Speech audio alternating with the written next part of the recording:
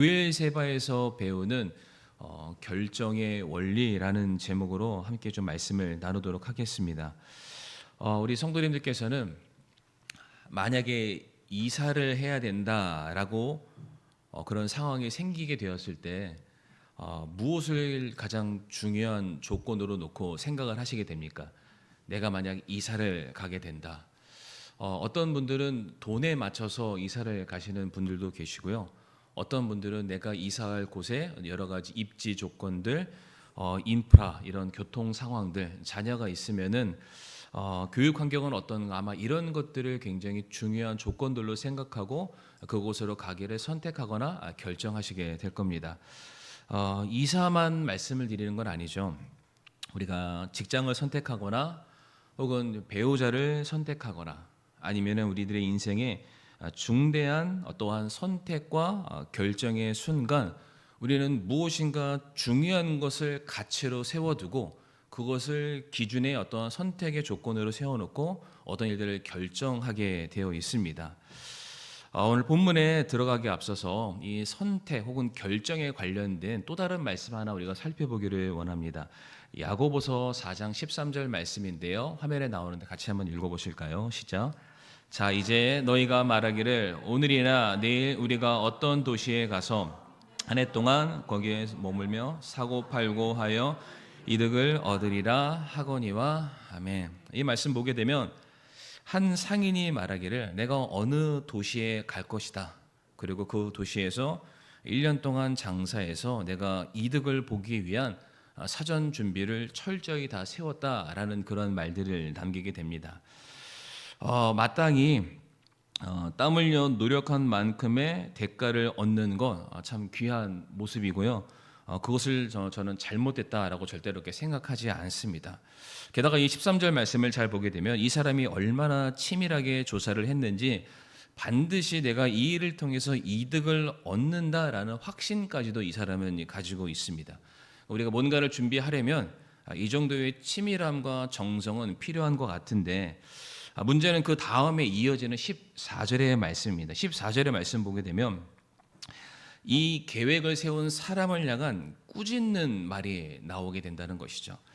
그러니까 그 사람의 입장에서는 완벽한 계획을 세웠는지는 모르겠지만 그 사람이 세운 계획을 들은 주님의 입장에서는 그의 계획 가운데 무엇인가 결정적으로 한 가지 빠져 있는 것을 발견하셨습니다. 그가 무엇인가 간과하고 있다라는 것이 있다고 말씀하시는데요. 14절 말씀도 읽어보겠습니다. 시작. 내일 있을 일을 너희가 알지 못하는도다. 너희 생명이 무엇이냐? 그것은 곧 잠시 나타났다가 그 뒤에 사라져 버리는 수증기니라. 아멘. 14절 말씀을 잘 보게 되면은 인간의 존재가 어떠한지에 대해서 성경은 분명히 우리에게 말씀을 해주고 계십니다. 우리는 미래에 어떠한 일들을 놓고서 계획을 세우고 그것을 선택하고 그렇게 되기를 바라는 마음에 결정을 내립니다. 근데 정작 그렇게 미래를 계획하는 우리는 우리 미래를 스스로 보장할 수 없다라고 말하고 있죠. 그러니까 내일을 알지 못하는 우리가 마치 내일 모든 일들을 스스로 통제할 수 있는 것처럼 앞날의 일들을 계획하고 있다. 다시 말해서 이 13절에 나와 있는 이 상인의 경우에는 미래에 관한 모든 것들을 준비했습니다. 내가 이 일을 해서 어느 장소에 가서 어떤 사람을 만나서 어떠한 가게를 꾸리고 어떠한 물건을 팔아서 어떠한 이득을 얻어야지 정말로 완벽한 계획을 그가 다 세우고 있는데 그가 결정적으로 하나 빠뜨린 것이 무엇이냐면은 바로 내일의 삶을 주관하시는 하나님을 자기의 인생의 계획에서 빠뜨렸다는 것이죠. 다 같이 마태복음 6장 8절 말씀 보겠습니다.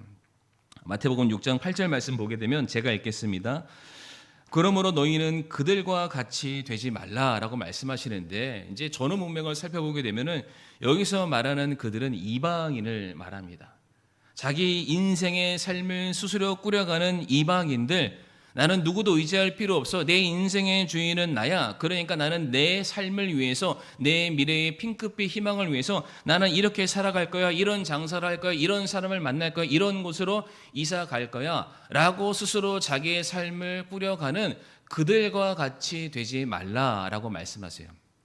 그러면서 그 다음에 너희가 너희 아버지께서 구하기 전에 그분께서 너희에게 필요한 것들을 아시느니라 라고 되어 있죠.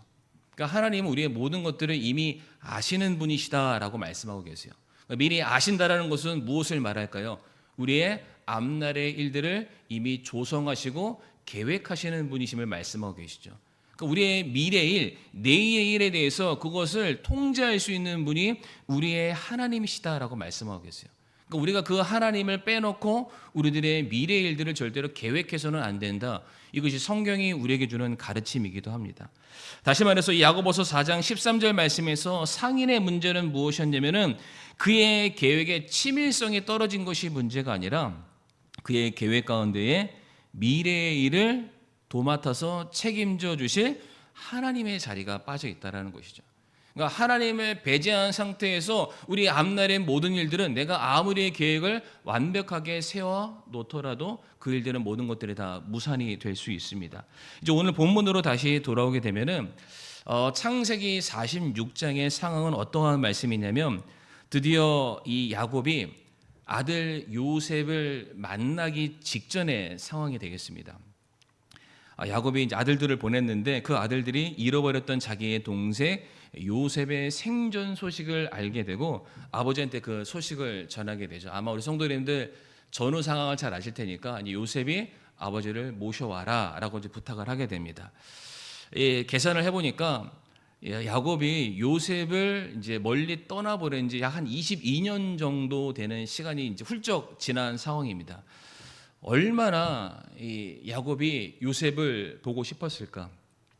아들이 살아있다는 소식, 그리고 살아있는 그 아들이 이집트에 있다는 소식을 듣자마자 부모된 마음으로는 단숨에 이집트로 달려가고 싶은 아마 그런 마음이 들었을지도 모르겠습니다. 그런데 이때 당시 성도님들 야곱에게는 요셉 때문이 아니라 또 다른 이집트로 가야 되는 이유가 있는데 혹시 뭔지 알고 계십니까? 당시 이 야곱이 살고 있는 그 지역에 엄청난 기근이 찾아오게 됐습니다. 먹고 사는데 많은 문제가 있었기 때문에 그들의 필요를 채워줄 수 있는 이집트를 그들이 찾아갈 수밖에 없는 상황이었고요. 이집트를 통해서 그들의 필요를 얻기 위해서 아들들을 보냈다가 거기에서 요셉을 만나고 그들이 이집트로 가게 될 소식을 듣게 됩니다. 다시 말해서 현재 야곱의 경우에는 이집트로 갈 수밖에 없는 상황입니다. 심정적으로 아들을 만나기 위해서도 가야 되고요. 먹고 사는 문제를 해결받기 위해서도 야곱은 이집트로 갈 수밖에 없습니다. 다시 말해 현 시점에서 야곱이 이집트로 가는 것은 누구도 뭐라 할 수 없고요. 가장 그의 인생의 완벽한 계획이 이루어져 있는 바로 그러한 상황이죠.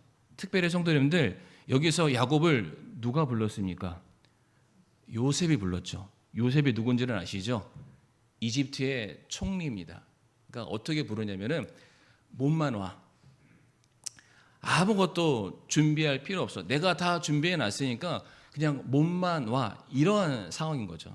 저도 가끔 제가 광주에 살면서 서울에 있는 사람들이 놀러 온다고 하면은 아무것도 준비하지 마. 그냥 KTX만 끊고 내려와. 내가 책임질게. 제가 제대로 책임진 적은 없습니다. 일단 내려오기만 해. 그러니까 지금 그런 상황인 거예요. 그러니까 지금 현재 야곱이 이집트로 가는 거는 너무나도 당연합니다. 좀 쉽게 표현하면은 안 가면 바보인 정도인 거죠. 그런데 성도님들 오늘 본문 창세기 46장 1절 말씀을 이제 보게 되면은 따로 말씀을 띄워놓지 않지만 이렇게 갈 수밖에 없는 상황에 놓여 있던 야곱이 이집트로 바로 가지 않습니다. 이게 굉장히 중요한 부분입니다. 갈 수밖에 없는 상황인데 가지 않고서 망설이는 모습이 나옵니다. 그리고 이집트를 가기 전에 오늘 본문에 나와 있는 제목처럼 부엘세바라는 곳에 잠깐 들려서 그가 다시금 인생의 완전한 계획과 결정을 내리는 모습을 우리에게 보여주고 있는데 우리가 첫 번째로 이 부엘세바에서 배우는 결정의 원리 첫 번째 원리가 무엇이냐면은 모든 선택의 기준은 하나님이 되어야 한다는 것입니다. 이것을 꼭 우리 성도님들 기억하시길 바라는데 우리가 무엇인가 선택하고 무엇인가 결정 내렸을 때에 그 사람 때문에 결정 내리지 마세요. 그 환경 때문에 선택하지 마시길 바랍니다. 그 상황이 완벽하게 준비되어 있다 할지라도 그런 것을 다 차치하고서 하나님이 계시는가 안 계시는가, 이것을 성도님들이 먼저 유의 깊게 좀 살펴보시기를 바라겠습니다. 지금 야곱의 성도님들 이집트로 가야만 했습니다. 그러면은 성경이 말하는 이집트는 어떠한 곳인가를 우리가 먼저 좀 살펴보도록 할 텐데, 이사야 31장 1절 말씀에 보면은 이집트에 대한 성경의 그런 명령과 권유의 말씀이 있습니다. 이사야 31장 1절 말씀에 도움을 구하러 이집트로 내려가는 자들에게 화가 있을지어다. 그들은 말들을 의지하며 병거들이 많으므로 병거들을 신뢰하고 기병들이 심히 강함으로 기병들을 신뢰하며 이스라엘의 거룩한 진 이를 바라보지 아니하고 주를 찾지도 아니하는도다라고 말하고 있습니다. 그러니까 성경이 말하고 있는 이집트는 절대로 성경에 이집트를 부정하지 않습니다. 아무것도 아니라고 말하는 것이 아니라, 말씀을 잘 봐보세요. 이집트는 당대의 최고의 문명과 부를 자랑하는 곳이었다라고 성경에 그렇게 규정을 하고 있습니다. 우리 성도님들 기억하시는지는 모르겠지만은 아브라함과 그의 조카 롯이 서로 땅을 놓고 선택하게 되었을 때 그가 눈을 들어서 결국에는 소돔과 고모라를 선택하게 되었지만은 그 땅이 이집트와 똑같았더라라고 말했고요. 그 땅을, 이집트를 주의 동산과 같았다라고 말하고 있어요. 그러니까 당시에 살고 있는 사람들에게 이집트는요 정말로 어마어마한 곳입니다. 그러니까 거기는 마치 하나님과 버금가는 곳인 거예요. 거기를 가게 되면은, 거기를 선택하기만 하면은, 거기에 일원이 내가 될 수만 있다면 내가 이 땅에서 더 이상 하나님을 의지하지 않고서도 살 수 있는, 하나님을 대체할 수 있는 곳이 성경에서 이집트라고 말을 하고 있습니다. 그래서 실제로 당시에 많은 사람들이 이집트로 찾아갔고요, 이집트에게 손을 벌렸고 이집트의 자신들의 삶의 거처를 옮기느라 굉장히 바빴습니다. 그래서 이 31절 말씀 보게 되면은 기병을 의지하고 사람을 의지하고 환경을 의지하느라 정작 이스라엘 백성들이, 성도님들 이스라엘이 무슨 뜻인지 알고 계시죠? 하나님께서 대신하여서 싸워주시는 그런 백성들이 하나님 거룩하신 일을 찾지 아니하고 하나님께 나아가지 않았다라고 말할 정도로 사람들이 이집트를 선택했다라는 것이죠. 자, 그런데 성도님들 조금 더 성경에서 말하는 이집트에 대해 설명을 드릴 텐데, 성경에 말하는 이집트는 어떠한 곳이냐면은 제가 두 가지로 설명드릴게요. 하나는 신기루 같은 곳이에요. 신기루가 뭔지 아시죠? 있는 줄 알고 갔는데 가보니까 아무것도 없는 거예요. 또 하나, 혹시 성도님들 집진기라고 아시나요? 집진기? 그 한여름에 그 하루살이나 모기를 잡기 위해서 파란색 불, 노란색 불 띄워놓으면은 막 가까이 가가지고 번쩍번쩍하고 막 타 죽는 거 있잖아요. 그러니까 이집트가 그와 같은 곳입니다. 제가 성경 말씀 세 구절 한번 띄워드릴 텐데, 신명기 4장과 열왕기상 8장과 그리고 예레미야 11장 말씀 보면은 성경에 똑같이 이집트를 이렇게 설명하고 있습니다. 너희를 쇠 용광로 이집트에서 데리고 나오사, 쇠 용광로 한가운데서 곧 이집트 땅 곧 쇠 용광로. 이게 지금 흠정역 버전에서는 쇠 용광로라고 되어 있는데 개역 한글 버전에서는 이것을 풀무불이라고 되어 있습니다. 다니엘과 그 세 친구들을 태워 죽이려 했던 그 풀무불, 그 풀무불은 성경에서 지옥을 의미하기도 하죠. 그러니까 우리가 보기에는 너무나도 아름답고 우리들의 삶의 모든 것을 보장하는 것 같고 거기에 가면은 성공할 수 있을 것 같은데, 막상 갔더니 아무것도 없고요, 막상 거기에 가봤더니 오히려 내게 있는 모든 것들을 다 사로잡고 불태우고 나마저도 잡아먹는 것이 바로 그와 같은 이집트였다라고 성경은 말씀하고 계세요. 그래서 몇 가지 사례를 들어드리게 되면은, 아브라함이 창세기 13장에서 기근을 피해서 이집트로 내려갔다가 자기 아내의 사례를 빼앗길 뻔했습니다. 아마 그 사건을 기억하실 거예요. 뿐만 아니라 우리 성경에서 나오는 가장 지혜로운 사람 누군가요? 솔로몬이죠. 성도님들 제가 했던 설교를 기억하시는지는 모르겠지만 솔로몬의 첫 번째 아내의 출신지가 어딘지 아십니까?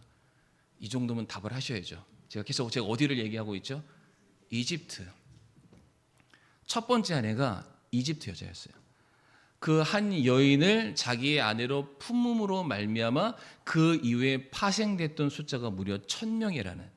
그러니까 솔로몬이 가지고 있는 모든 영광들이 바로 이집트를 의지함으로 말미암아 모든 것들이 다 무너져 내릴 수밖에 없었다. 그러니까 성경에서 하나님을 대신해서 이집트를 선택한 그 결과는 그들이 생각했던 것과 너무 다른 방향으로 흘러가더라. 성경은 한결같이 우리에게 그렇게 말하고 있습니다. 그래서 성경 말씀을 제가 한번 찾아보니까 성경 말씀에 직접적으로 너희들이 이집트로 내려가서는 안 된다라는 말씀이 무려 6회에서 7회 정도 등장하고 있고요. 그리고 그런 이집트를 의지하지 마라라는 이 말씀 무려 10회 이상이나 성경에 등장하고 있습니다. 제가 여기에서 성도님들에게 말씀드리고 싶은 것은 무엇이냐면은 우리들의 삶에 우리가 이집트만 믿고 가서는 안 된다라는 겁니다. 뭔지 이해를 하셨습니까? 이집트는 눈에도 보기 좋고요. 모든 것을 다 보장해 주는 것 같고 가면은 성공할 확신도 우리에게 주지만은 그것만 믿고 가서는 안 된다라는 겁니다. 왜? 신기루라는 거예요. 다 주는 것 같은데 불타는 용광로처럼 멀리서 보면 뭔가 화려한 것 같은데 막상 갔더니 내 손에 쥐어지는 것은 죄밖에 없는 것이 바로 이집트입니다. 성경 역사를 하나 더 말씀드리게 되면은 남유다의 마지막 왕의 이름이 시드기야입니다. 근데 시드기야가 맨 마지막에 그 남유다가 바벨론과의 전쟁을 최후로 이제 싸우다가 결국에는 패전하고 남유다가 멸망하게 되죠. 그런데 그때 남유다가 마지막으로 의지했던 대상의 나라가 있습니다. 어딜까요? 그렇죠. 이집트. 근데 처음에는 도와주겠다고 했어요. 근데 막상 이집트가 바벨론과 대면했을 때 게임이 안 된다고 생각하니까 도망가 버렸어요. 분명히 도와준다고 했어요. 내가 너와 함께 한다고 했어요. 내가 너를 대신해서 싸워준다고 했어요. 그러나 자기에게 유익이 돌아오지 않는다는 계산이 떨어지는 순간 그 이집트는요 도망갔습니다. 철저하게 혼자가 된 거예요. 그러니까 거기 가면은 성공이 보장된 줄 알았는데 갔더니 신기루였어요. 갔더니 오히려 나를 잡아먹는 집진기처럼 내 모든 것들을 불태우고 나를 멸망의 자리로 끌어가는 바로 그러한 것들이었다. 그래서 시편 146편 3절과 4절 말씀 한번 읽어보실까요? 시작. 통치자들을 신뢰하지 말며 도움을 주지 못하는 사람의 아들도 신뢰하지 말라. 그의 숨이 떠나가면 그가 자기 땅으로 돌아가고 바로 그날에 그의 생각들이 사라지는도다. 아멘. 이 말씀이 올리는 흙은 흙으로 돌아간다라는 거예요. 그러니까 우리가 보기에는 대단한 사람 같아요. 나보다 더 많은 것을 가진 사람 같아요. 마치 성경에서 규정하는 이집트처럼 모든 것을 완벽하게 가진 사람처럼 보일 수가 있습니다. 그러나 하나님 보시기에 그 사람도 역시 하나님이 그에게 허락하신 그 코에 생명의 호흡이 떠나가는 순간 너와 똑같은 흙에 지나지 않는다. 그러니까 그 사람 평생 믿고 의지하다가 똑같은 신세로 너는 전락할 수밖에 없다. 그래서 반대되는 개념이 요한일서 2장 17절 말씀이죠. 세상도 그것의 정욕도 이집트도 사라지되 오직 하나님의 뜻을 행하는 자는 영원토록 거하느니라. 그러니까 우리가 무엇을 선택할지에 대해서 성경은 분명히 우리에게 말씀하고 계시죠. 그래서 제가 앞에서도 설명드렸지만은 야곱에게는 분명히 이집트로 가야 할 충분한 이유가 있었다라는 것입니다. 가더라도 누구 하나 야곱을 향해서 욕하거나 야, 너 믿음 변했다라고 말할 수 있는 사람이 아무도 없었다라는 거예요. 갈 수밖에 없는 상황입니다. 그러나 야곱은요, 성도님들, 자기의 감정이나 자기의 욕심에 따라서 먹고 사는 문제 그거 하나 해결하겠다고 이집트를 선택하지 않았다라는 것만 꼭 기억하시기를 바랍니다. 그래서 창세기 46장 1절 말씀으로 다시 돌아와서요. 이제 모든 상황에 갈 수밖에 없었지만 바로 그 상황 속에서 잠깐 멈추고 야곱이 이렇게 행동을 하죠. 이스라엘이 자기의 모든 소유를 가지고, 여기서 이스라엘은 야곱을 말합니다. 길을 떠나 브엘세바에 이르러 자기 아버지 이삭의 하나님께 희생물을 드리니. 물론 야곱이 이집트로 가려고 다 준비해 놓은 상황이긴 합니다. 그러나 바로 이집트로 갔던 것이 아니라 먼저 브엘세바에 먼저 당도하죠. 그리고 거기서 하나님께 희생 제물을 드렸다. 하나님께 물었다는 거예요. 하나님께 물었다. 그런데 여기서 제가 이제 브엘세바에 대해서 우리 성도님들께 설명드리게 될 텐데, 브엘세바와 관련된 사건의 성경이 굉장히 많습니다. 아브라함과 관련된 사건이 있고요, 이삭과 관련된 사건이 있고요, 야곱과 관련된 사건인데 제가 간단하게 설명드리면은 화면을 하나 넘겨서요. 창세기 21장과 22장 나와 있는 화면을 띄워주시고요. 지금 나와 있는 이 본문은 아브라함과 관련된 브엘세바의 사건입니다. 창세기 21장 33절 말씀 보게 되면 아브라함이 브엘세바에 작은 숲을 심고 거기서 주 곧 영존하시는 하나님의 이름을 불렀다라고 되어 있는데, 간단하게 설명드리면 아브라함이 블레셋 왕인 아비멜렉과 우물 가지고 다툼했던 그런 상황입니다. 그런데 하나님의 은혜가 그 가운데 임함으로 말미암아 관계가 회복이 되고요, 아브라함이 우물을 얻게 됩니다. 자기가 판 우물이었지만 하나님이 지켜주셔야만 그 우물이 내 것이 되는 거예요. 그래서 아브라함이 이곳에서 하나님께서 내게 필요를 채워주셨거나 내 생존의 문제를 책임져 주시는 하나님께 감사를 드렸던 곳이 브엘세바입니다. 꼭 기억하세요. 내 손으로 팠지만 내가 팠다고 내 우물이 아닌 겁니다. 하나님이 보증해 주셔야만 이 우물이 나를 공격하는 모든 사람들의 위협 속에서도 보장받는 내 것이 될 수 있었기 때문에 드디어 아브라함이 그것을 인정하고 브엘세바의 하나님 맹세를 한 거예요. 그리고 그 밑에 있는 창세기 22장의 사건은 간단하게 설명드리면은 모리아산에서 아브라함이 자기 아들 이삭을 바쳤다가 하나님의 은혜로 여호와 이레의 사건을 겪고 밑으로 내려와서 정박했던 곳이 성경에서 브엘세바라고 말합니다. 자식의 문제도 내가 낳았다고 내 자식이 아닌 겁니다. 요즘 제가 그것을 많이 느끼고 있는데요. 내가 낳았어도 내 자식이 아닙니다. 성도님들. 남의 자식 같아요. 내가 낳지만 내가 함부로 할 수 없는.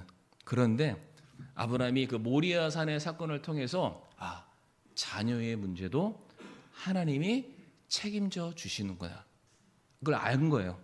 그래서 또다시 그 자리에 가서 하나님을 예배했다라고 되어 있는 거죠. 뭘까요? 내 자식의 문제도 하나님께 맡겨드렸다라는 거예요. 얼마나 아브라함이 그 이삭을 얻기 위해서 얼마나 고군분투했으며 그 이삭의 앞날을 위해서 얼마나 많은 것들을 준비했을까요? 그러나 내 준비로는 내 아들의 삶을 내가 보장해 줄 수 없다. 왜? 나는 내일 일을 알지 못하는 사람이기 때문에. 그러면은 내일을 책임지시는 분에게 내 아이를, 내 생존의 문제를, 내 인생의 공급의 문제를 맡기는 게 맞겠다. 그게 브엘세바의 사건입니다. 하나 더 넘겨서 이삭도 똑같습니다. 이삭도 자기 아버지 아브라함처럼 이 우물 때문에 다툼의 사건이 있었어요. 근데 똑같은 사건이 반복되면서 이삭도 계속해서 파고 빼앗기고 파고 그러다가 결국에는 어디까지 갔냐면은 자기의 아버지가 팠었던 그 브엘세바까지 당도하게 됩니다. 아시죠? 이 사건이요. 그랬을 때 거기에서 이삭이 하나님께 예배를 드리니까 24절 말씀에 뭐라고 해요? 하나님이 그날 이삭에게 나타나서 말씀하시는 그 밤에 주께서 그에게 나타나 이르시되 나는 내 아버지 아브라함의 하나님이니 두려워하지 말라라. 내 종 아브라함으로 인하여 내가 너와 함께하고 내게 복을 주며 내 씨를 번성하게 하리라 라고 말씀하세요. 자녀의 문제, 먹고 사는 문제, 생존의 문제, 공급의 문제 내가 책임지겠다. 그러니까 브엘세바는 한결같은 그런 메시지를 주고 있습니다. 하나 더 넘겨서요. 야곱과 관련된 브엘세바를 말씀드리도록 할 텐데, 야곱이 브엘세바를 떠나서 하란으로 향하여 가다가 무슨 사건인지 아시죠? 자기 형 에서와 다툼이 있다가 결국에는 도망칩니다. 근데 우리가 생각했을 때는 집에서 바로 형이 죽일까라고 생각하는 건 바로 도망갔다고 생각하셨죠? 아니에요. 가기 전에 먼저 어디를 먼저 갔냐면은 브엘세바를 먼저 갑니다. 그렇게 급한 상황 속에서도 야곱이 뭐를 잊지 않냐면은 브엘세바를 가요. 제가 여기서 참고 구절 안 갖고 왔는데요. 아버지 이삭이 야곱에게 이 말을 합니다. 브엘세바를 떠나지 말라는 그런 메시지를 줘요. 그러니까 굉장히 급한 상황 가운데서도 브엘세바를 갔다가 그 다음에 하란 광야를 가서 누구를 만납니까? 돌베개 자고 자다가 베델의 하나님을 만나게 되고 이제는 야곱의 인생이 이스라엘로 바뀌게 되는 그런 은혜를 얻게 되죠. 그러니까 봐보세요, 성도님들. 아브라함도 그렇고 이삭도 그렇고 야곱도 그렇고 그들의 삶에 치열한 인생을 살아가기 위한 어떤 엄청난 계획과 엄청난 준비와 많은 일들을 계속해서 그들이 해옵니다. 그런데 그 천하의 아브라함도 이삭도 야곱도 자기 힘으로 되지 않는 순간이 이르렀다라는 거예요. 그때 그들의 삶의 모든 문제를 하나님께 맡겼던 장소가 브엘세바, 신실하신 하나님을 찾는 장소였다. 잠언 16장 9절 말씀 보게 되면 사람의 마음이 그의 길을 계획할지라도 주께서 그의 걸음을 인도하시느니라 라고 되어 있죠. 아브라함, 이삭, 야곱, 내가 잘해서 여기까지 온 게 아닙니다. 하나님께서 지켜주셨고 하나님께서 채워주셨고 하나님께서 보증해 주셨기 때문에 오늘의 내 삶이 있음을 그들이 고백하는 곳. 그러니까 그들에게 있어서 어떠한 사람이 내가 어떤 일을 선택하는 요소가 절대로 될 수 없다라고 말합니다. 어떠한 환경이 나에게 보장됐기 때문에 그것 때문에 내가 이 길을 선택하겠습니다라고 말했던 것이 아니라 하나님 그런 거 다 필요 없어요. 다. 그런 거 전부인 줄 알았는데 신기루처럼 정작 내가 너무나도 힘들 때는 도망치는 그런 것들이었습니다. 그러나 하나님은 언제나 나에게 신실하신 분이셨죠. 하나님만이 내가 모든 것을 결정지을 유일한 조건입니다. 그게 브엘세바의 놀라운 신앙 고백이죠. 그래서 야곱이 그냥 얼마든지 이집트로 갈 수 있었지만 바로 안 가고 브엘세바에 딱 도착해서 하나님께 희생 제사를 드립니다. 여기서 희생 제사는요 번제를 다 태우는 거죠. 근데 성도님들 아실 거예요. 이 제물은 나와 별개의 것입니까? 나와 같습니까? 나와 같은 거잖아요. 그러니까 나를 바친 거예요. 하나님 앞에 나는 정말 아무것도 아닙니다. 내 계획도 아무것도 아닙니다. 내 생각도 아무것도 아닙니다. 내가 믿고 의지하는 그런 사람들도 하나님 아무것도 아닙니다. 오직 하나님만이 내 삶의 유일한 조건이 되시는 분이십니다. 그것을 고백했더니 드디어 이어지는 46장 2절과 3절 말씀 보겠습니다. 같이 한번 읽어보실까요? 하나님께서 밤의 환상 속에서 이스라엘에게 말씀하여 이르시되 야곱아 야곱아 하심으로 그가 이르되 내가 여기 있나이다 하매 그분께서 이르시되 나는 하나님 곧 내 아버지의 하나님이니 이집트로 내려가기를 두려워하지 말라 내가 거기서 너로부터 큰 민족을 만들리라. 아멘. 야곱이 하나님을 인정했더니 하나님이 야곱을 인정해 주셨습니다. 야곱이 하나님의 내 삶의 모든 결정의 우선순위로 선택했더니 하나님께서 그 야곱의 인생을 대신해서 내가 이끌어 주겠다라고 말씀하고 계신다라는 것이죠. 성도님들, 모든 게 다 준비되어 있다 할지라도 그 일들을 우리 생각에서 스스로 결정하지 않기를 원합니다. 하나님께서 이 일을 하셔야만 합니다. 다 돼 있지만, 다 완벽하게 다 돼 있지만 그거는 성도님들 없는 걸로 생각해 주세요. 다 돼 있지만 다 없는 걸로 치부하고 하나님이 다시 계획 세워주시고 하나님이 저와 함께 해주시고 하나님께서 저를 지켜주신다는 그 약속을 믿고서 제가 이 일을 하길 원합니다. 우리 성도님들 그러한 믿음으로 우리가 정말로 믿음의 결정과 믿음의 결단을 내릴 수 있기를 간절히 바라겠습니다. 더 있는데 여기까지만 하려고요. 다음 to be continue. 다음번에는 제가 두 번째 주제는 제가 다음번에 하도록 하겠습니다. 이 시간 다 같이 우리 사랑하는 성도님들 머리